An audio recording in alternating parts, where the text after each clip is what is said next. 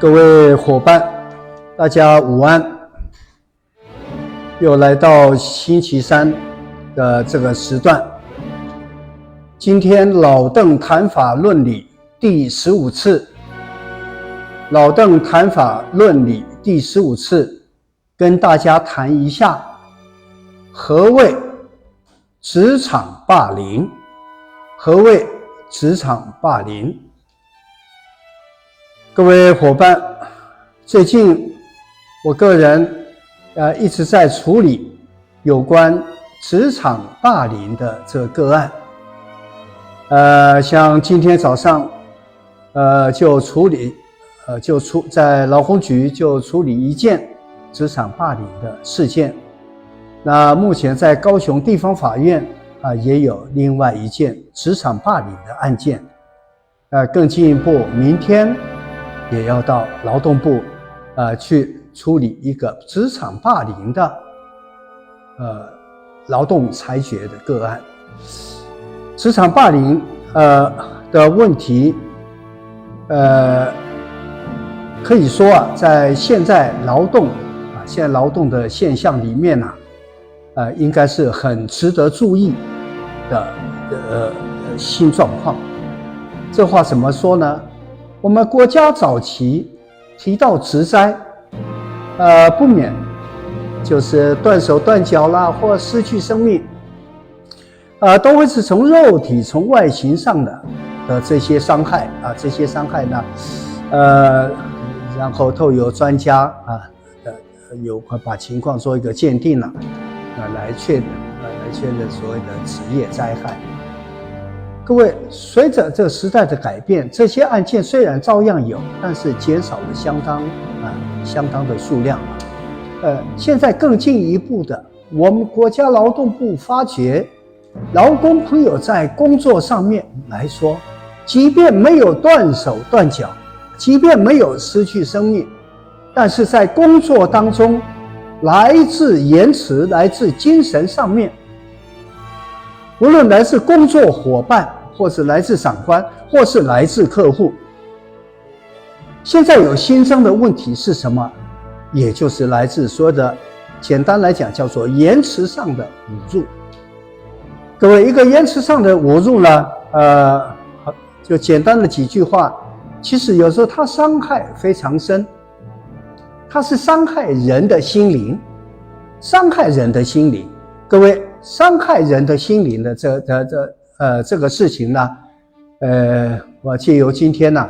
就简单来跟各位说明，各位就把这个当作所谓的职场霸凌，由这个角度上来做构思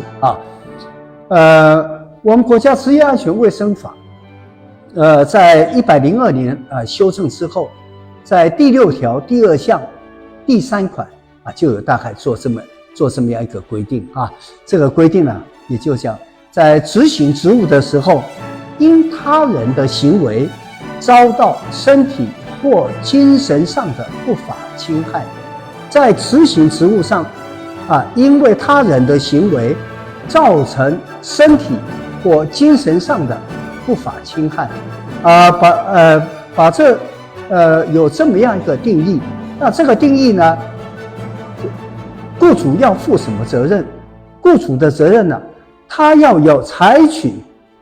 对这些发生了要做一个规划那要采取假设发生事情的时候要做必要的一些措施做必要的措施法上规定政府就是资方对这个事情假设没有妥善处理的时候呢，在职业安全卫生法第45条上就有规定，这会处在3万元以上15万元以下的罚锾也就是政府呢非常在乎来自劳工朋友在工作上精神上的尊严不能受精神上的这个侵害的这个部分呢是特别跟各位来提醒一下，也就是不是断手断脚，不是其他的受伤，来自言辞上的应对，平常大家的相处呢，各位相处有它一定的道理，劳工朋友的工作有它一定的这些尊严。那这个部分，政府已经法律明定，而且更进一步，我跟各位讲，政府继续在修正一个什么资料呢？依照职业安全卫生法这样一个精神啊，我国家劳动部治安署呢，它有发布一个，各位上网查得到，一定仔细查一下哈，叫做《执行职务遭受不法侵害预防指引》。执行职务遭受不法侵害预防指引，这个法规名称叫做指引。各位知道，指引不是正式的立法不是正式的立法，它只不过应该算是来自行政机关的一个行政指导让大家知道。各位哈，在这样一个执行职务遭受不法侵害预防指引里面呢，它总共有列了15种的常见的职场的霸凌行为，列了15种的职场霸凌。各位哈，这15种的职场霸凌行为，我看劳动部应该是在职业安全卫生法修正之后，到今天大概11年左右，这11年当中一直累积经验，累积职场霸凌这些个案之后整理出来的。这15个太阳，这15个太阳呢，请大家一定要上网去查看，然后就我一开始跟各位提醒的，我们在工作上，我们领了微薄的薪水，但领薪水工作是有尊严的，法上不容许我们受到言语上的这些侮辱，国家是有保护。国家既然有保护，假设大家又不晓得主张的时候，各位，那国家的保护就怎么讲，就爱莫能助了所以请各位上网去查一下15种的常见职场的霸凌行为这15种的内容讲得非常贴近现实的生活，故意冷落啦，故意贬低成就不给公正的这个考绩啦，那各式各样对，或甚至对劳工的这些贡献劳工讲的话进行曲解，总共有15种情形请各位呢务必上网去查一下。倒是这个地方呢，有一个比较关键的东西，我跟各位提一下哈。到目前为止，我用了2个字眼，一个叫做职场不法侵害，另外一个叫做职场霸凌。在学术界，或甚至在司法界，大概也都会都会引用学术界的这边的讨论，职场霸凌跟职场不法侵害究竟有什么样一个不同？实践上的关系，就请各位简单记它的要点。什么叫做职场霸凌？它是讲霸凌的这个事情，也就是我们就举例说是言辞侮辱这个事情呢，一次又一次一再的发生，或是类似的这些事情，这次言辞侮辱，上次是在同事面前羞辱，像这些连续在发生这些情形呢，这些的霸凌行为就会称为叫职场霸凌。假设不是这个情况，各位，它就叫做职场的不法侵害。注意听，即便是单纯的一次、个别的一次，各位，这些通通是叫做职场的不法侵害。那这个职场的不法侵害，我想在我们寻求救济上呢，应该就技术上来讲，主张职场的不法侵害，可能会比主张职场霸凌可能会比较更容易得到救济更容易得到救济当然主张所有的这个所有的来自职场上的不法侵害，所有的职场不法侵害，一般劳工朋友，我现在碰到的经验你会讲说资方你某一天是怎么样对我用言辞上的羞辱。各位，这些都是劳工朋友自己单方的主张。这样一个主张的不足在哪里？不足就在证据，也就是发觉公司来自的相关同仁间有类似的这些行为之后，第一次稍作警觉，跟对方之间沟通一下的，要他不要这样各位，甚至更在下一次假设会有类似情况要发生的时候呢，我今天就给各位提醒，就要注意保全证据，记得要保全证据，否则没有这些录影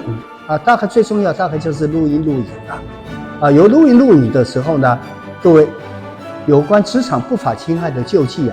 很容易应该就可以成立，否则没有证据的时候虽然同情你的同情劳工朋友处遇的这个遭遇，但实际上你说怎么办？没有证据，只有一方的说辞，该怎么办这个地方再来要跟各位做一个提醒，请各位注意听在我们国家立法院立的法现在呢有可能会跟现在谈的职场不法侵害有关系的呢另外有所谓的性平3法。所谓的性平3法，各位都知道，性别平等工作法的这个性骚扰防治法，另外的性别教育法。各位，这个3个法里面它跟我今天跟各位报告的职场霸凌、职场不法行为的关系是什么？请大家一定要注意听。各位，职场霸凌这4个字，在以上所讲的性平3法里面通通没有法定的概念。那霸凌2个字呢？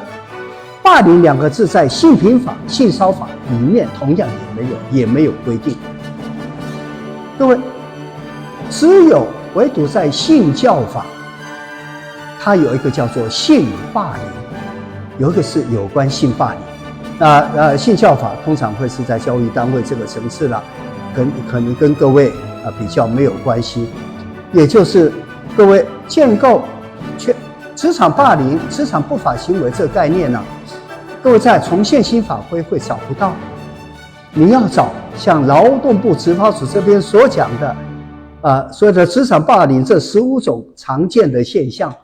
是由这一些周边的东西，由周边的这些的规定呢所形成建构起来这个概念。那这个概念请各位千万不要想从法规上去找到它的根据，但是法上虽然没有根据，职场不法侵害乃至职场霸凌呢，来自于职场霸凌，在现行劳动上面可以说是劳动争议上算相当大宗。借今天这个机会，让各位伙伴大家做一个区别，性别3法跟职场霸凌没有关系那职场霸凌确实存在，其实呢，劳动部应该要更进一步，有关职场霸凌呢，要费更多的心思来保护劳工不过目前好像是从性平3法上国家费了很大的劲。不过不要紧，光是现行的这些法规，只要各位懂得善用，现行法规已经足够。但是前提的要件，请各位谨记在心，一定要留下证据。这留下证据的时候，只要一次的职场不法侵害，职场的不法侵害是什么？言辞上的侮辱、轻视类似各些的字眼，刚才已经跟各位讲过，上网去把这15种东西15种的这些常见职场霸凌的行为呢，下载下来做参考。你说做参考，各位就会让在工作当中我们得到了一定的这个尊严。职场霸凌事件，我个人非常的关心。我们从今天开始，从职场不法行为反对，我们的不赞成有职场不法行为的这个角度呢，我们的好朋友大家一起努力，我们来让我们的工作得到最高的尊严。今天的报告就到这里，谢谢大家。